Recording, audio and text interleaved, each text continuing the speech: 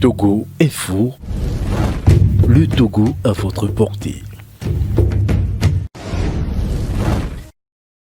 Dans l'histoire de Majulba et le passage au serment de Fort Gnassingbé, je trouve un peu dommage comme prête serment.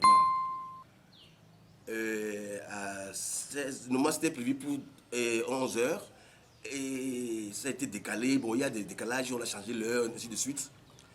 Peut-être qu'ils ont eu des informations, c'est par rapport à ça. Fort Gnassingbé a prêté serment pour un 4e mandat qui ne doit pas avoir lieu. Les conséquences, on le sait. Et un an après, et contre toute attente, on fête 27 avril. Le 28 n'a pas été férié. On fête 1er mai qui tombe sur un samedi. Et on fête en férié lundi qui est le 3 mai, journée de la liberté de la presse. Pourquoi le 3 mai? En tant que journaliste, et d'après mes analyses, le 3 mai a été férié par rapport au prestation de serment de 1 an de Fort Gnassingbé. Nous espérons que le 3 mai 2022, il va encore férier et on verra. C'est sur ça qu'on va juger.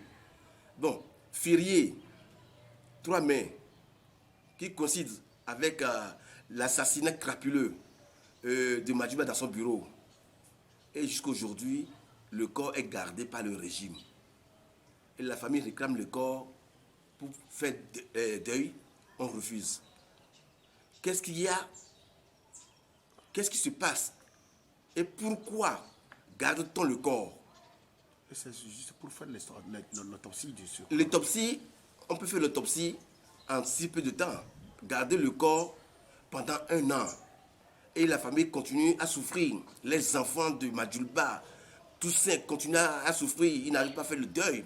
La femme de Majulba, toute la famille. Mais on ne peut pas rester 1 an à attendre pour inhumer ses parents. C'est dommage. Si celui qui l'a tué, soyons sûrs, il ne s'est pas donné la mort lui-même. Il a été tué. Tout le monde le sait.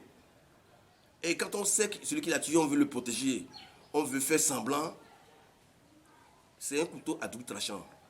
Qui tue par épée, périra par épée.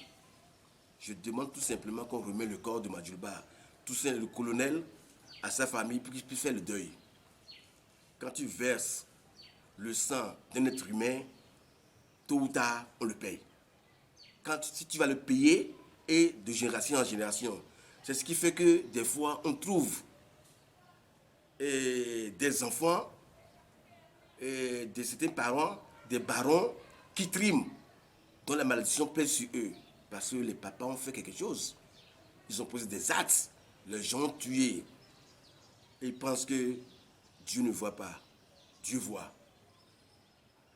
Laissez tomber ces problèmes de tuer, allez tuer les gens à la maison, on vous envoie, vous allez tuer pour le plaisir. Ça va retomber sur vous et votre famille et de génération en génération. Ça c'est sûr, c'est la loi de la nature. Je n'invente rien, c'est comme ça. Tôt ou tard, on verra.